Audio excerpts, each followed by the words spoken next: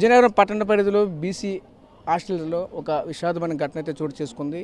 రోజు ఒక ఫ్యాన్కి ఉరేసుకునే నేపథ్యం కూడా కనిపిస్తూ ఉన్నది. ప్రస్తుతం ఎలా జరిగింది ఏంటి అనేది కూడా ప్రతి దగ్గర కూడా పలు సందేహాలు కూడా వస్తున్న నేపథ్యం కూడా కనిపిస్తుంది. ఇప్పటికే ఆ తల్లిదండ్రులు కూడా పలు ఆరోపణలు కూడా చేస్తున్న నేపథ్యం అయితే కనిపిస్తుంది. అసలు ఏం జరిగింది ఏంటని మనతో పాటు మాట్లాడే తల్లిదండ్రులు కూడా మనతో పాటు ఉన్నారు. అసలు వాళ్ళతో పేరెంట్స్ ఉన్నారు, వాళ్ళతో మాట్లాడే ప్రయత్నం చెప్పండి. పెద్ద అసలు ఏం జరిగింది ఏంటి, మీ పాపకి మీకు పెద్ద గొడవలు ఏమైనా ఉన్నాయి? ప్రాబ్లం ఏం లేదు సార్, మా పాప అలాంటిదే కాదు. మా పాపకి ఏం తెలియదు, చదువు అని ప్రాణం అంతే. మొన్న బాగోలేదని వచ్చి ఇంజక్షన్ చేసుకొని ఇక్కడికి వచ్చింది. నాన్న వెళ్ళిపోతాను ఆదివారం సాయంత్రం చెప్పింది. నిన్న కూడా ఫోన్ చేసింది, రాత్రి కూడా ఫోన్ చేసింది. ఈవేళే మాట్లాడలేదు. రోజుకి 2 సార్లు 3 సార్లు ఫోన్ చేస్తుంది, నవ్వుకుంటుంది, పొంగుతుంది, మాట్లాడుతుంది.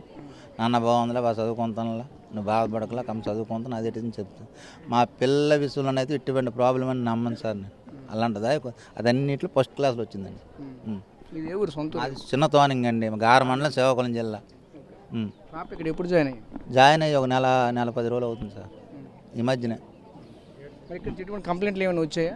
నాకు ఏం కంప్లైంట్లు చెప్పలేదండి.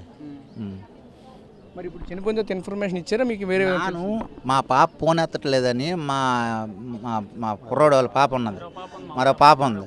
ఆ పాపకి అడిగాను, మా ఆవిడ. అయితే మరొక పాపకి అడిగితే మాయ ఒక్క నిమిషం ఆగు నేను ఫోన్ చేస్తాను అన్నది. మాయ కాలేజీకి వెళ్ళిపోతే ఇబ్బంది ఎట్లేదు అనేసింది.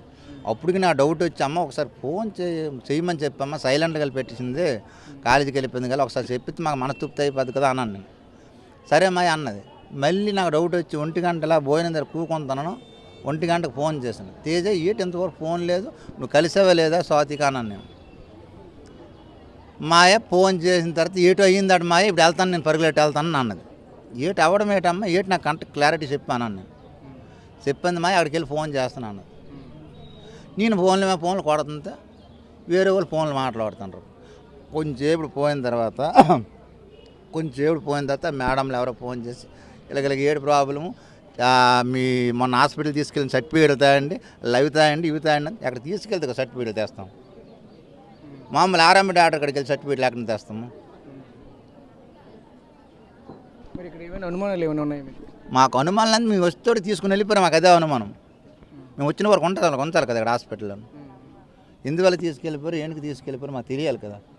చేసిన తప్ప నేరమా ఏదైనా మాకు చూడాలి కదా. ఎక్కడ చచ్చిపోయిందో ఏటంది మాకు అక్కడ చూపించాలి కదా. తల్లి కూడా ఉన్నారమ్మా, చెప్పండి అమ్మ. మీ పాప మీతో ఎలా ఉండేవాళ్ళు ఏంటి? పాప ఆరోగ్యంగానే ఉన్నారు? బాగానే ఉందండి, చాలా బాగుంది. అమ్మ నేను స్కూల్కి వెళ్ళిపోతానంటే వెళ్ళిపోయమ్మా అని అనేసాను. నా డబ్బులు కావాలమ్మా, డ్రెస్కి అంతా డబ్బులు ఇచ్చాను, 1100 ఇచ్చాను. వాళ్ళ తాత అంత కొంత ఇచ్చాడు. నేను డ్రెస్ తీసానమ్మా, మొక్క కొనమంటారు, మొక్క కొన్నాను అని అన్నది. అది డబ్బులు ఎట్టు కావాలని ఫోన్ చేయమ్మా ఇస్తానని చెప్పాను.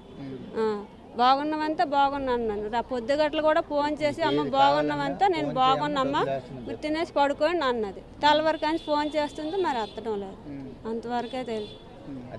హ్యాంగింగ్ చేసుకున్నారు కదా, ఒంట్లో అనారోగ్యం ఏదైనా ఏం లేదు. ఏ చిన్న పన్ను నొప్పి అయినా సరే అమ్మ నాకు పన్ను నొప్పి కొడుతుందని చెప్తుంది.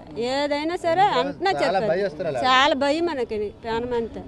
అలాంటిదాయి ఎట్టి ఎలా చేసిందో అర్థం కావడం లేదు. నా అసలు నమ్మడం లేదు. నా కూతురు ముందు నన్ను చూసిన వరకు నేను నాకు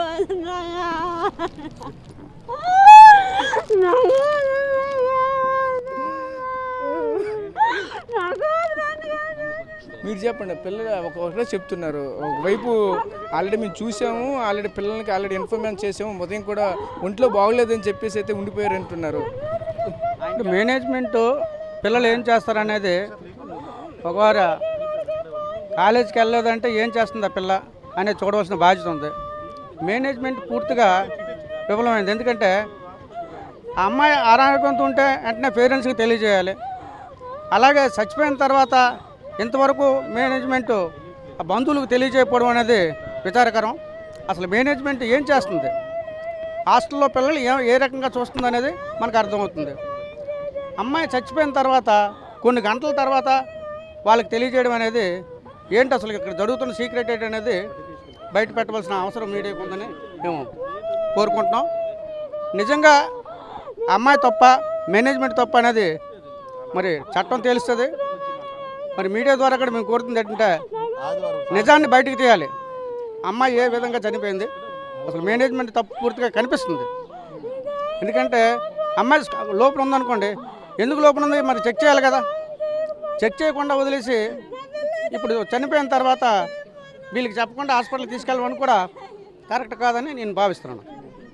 సో చూసాం కదా, చూస్తే ఆ తల్లి కన్నీరు మున్నీరు అవుతున్న నేపథ్యం అయితే కనిపిస్తూ ఉన్నది. పూర్తిగా తల్లిదండ్రులు పూర్తిగా ఏం చేయాలో తోచిన పరిస్థితి మాత్రం ఉంటున్నటువంటి పరిస్థితి కనిపిస్తుంది. చూడవచ్చు ఆ తల్లి కూడా పూర్తిగా తల్లడిల్లిపోతున్నటువంటి పరిస్థితి మాత్రం కనిపిస్తూ ఉన్నాయి. పూర్తిగా నా కూతురు నాకు కావాలి, ఇంట్లో కూడా చాలా చక్కగా మాతో చక్కగా ఉండేవాళ్ళు, ఎటువంటి అనారోగ్యం కూడా లేదు, ఈ రోజు ఎలా జరిగింది ఏం జరిగింది అసలు పూర్తిగా మాకు తెలియని పరిస్థితుల్లో ఉన్నామంటూ కూడా వాళ్ళైతే వారు రోదన గుండెలు పగిలేలా ఆ తల్లి రోదన చేస్తున్నటువంటి పరిస్థితి మాత్రం మనం చూస్తున్నాం. పూర్తిగా చూడొస్తే ఈ విధంగా జరుగుతుందంటే నేనైతే ఈరోజు ఈ కాలేజీకే పంపించకపోతున్నా, హాస్టల్కే పంపించకపోతున్నా అంటూ కూడా పూర్తిగా కన్నీరు మున్నీరు అవుతున్న నేపథ్యం అయితే కనిపిస్తుంది. ప్రస్తుతం ఇక్కడైతే పూర్తిగా స్వాక సముద్రంలో మునిగిపోయినటువంటి నేపథ్యం అయితే కనిపిస్తుంది. ఎందుకంటే ఒకవైపు చూస్తే శ్రీకాకుళం నుంచి పక్క జిల్లా నుంచి ఈ జిల్లాకి అయితే చదువుకుంటుంది, మా పాప ఉన్నతంగా స్థిరపడుతుంది, మంచి ఉద్యోగం సాధిస్తుందని ఆ తల్లిదండ్రులు కోటి ఆశలతో పిల్లల్ని చదివిస్తే ఈరోజు ఈ విధంగా ఫ్యాన్కి హ్యాంగింగ్ చేసుకుని వ్యక్తిజీవిగా మారినటువంటి ఆ